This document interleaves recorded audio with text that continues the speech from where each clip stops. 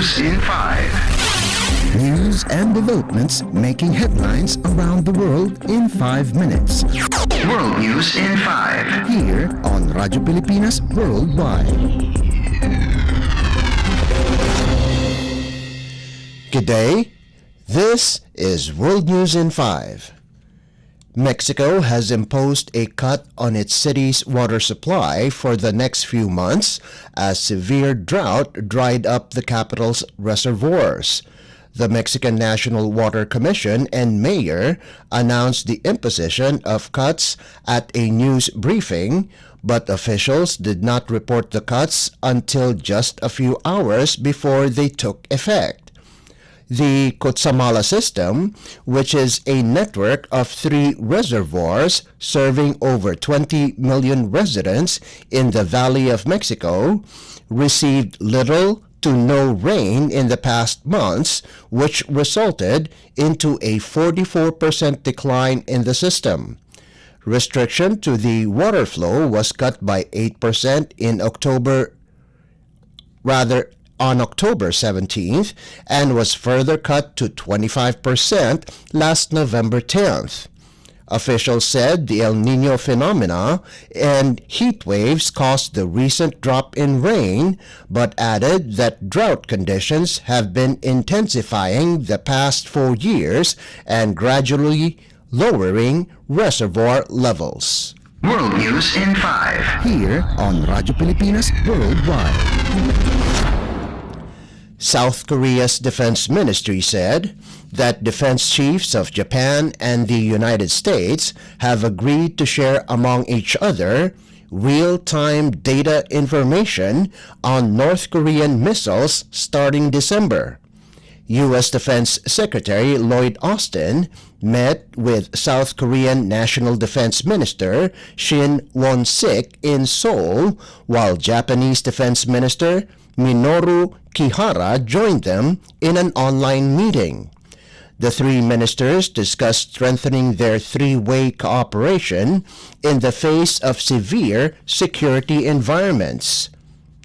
In a trilateral summit last August 18th, U.S. President Joe Biden agreed with South Korean President Yoon Suk-yeol and Japanese Prime Minister Fumio Kishida to share North Korea missile warning data in real time. In a statement, South Korean Defense Ministry said that the ministers also condemned growing military cooperation between North Korea and Russia as a violation of United Nations resolutions and also stressed the importance of peace and stability across the Taiwan Strait. The South Korean military said that U.S. Joint Chiefs of Staff Chairman General Charles Brown also held talks with his South Korean counterpart in Seoul. World News in 5. Here on Radyo Pilipinas Worldwide.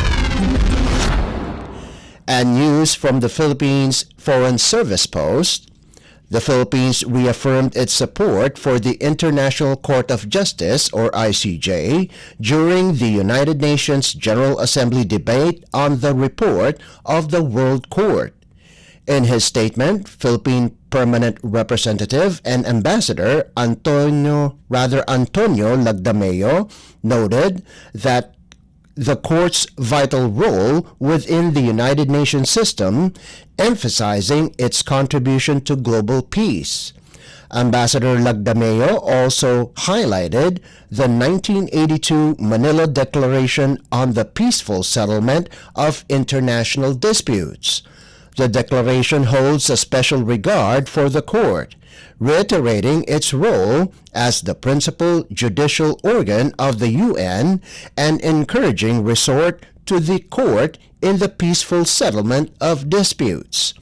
Ambassador Lagdameo conveyed that the Philippines co-sponsored the General Assembly resolution seeking the court's advisory opinion on the issue of climate change.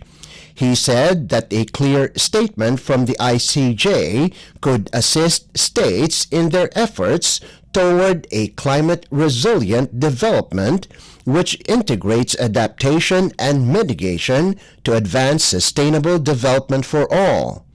The Philippines has recognized the compulsory jurisdiction of the court since 1972, and in line with its policy of promoting the rule of law, continues to advocate for, inter alia, recourse to international tribunals in settling international disputes.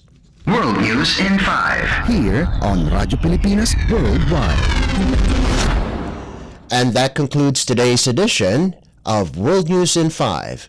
For Radyo Pilipinas World Service, this is Leo Magpayo. Good day. World News in 5. News and developments making headlines around the world in 5 minutes. World News in 5. Here on Radyo Pilipinas Worldwide.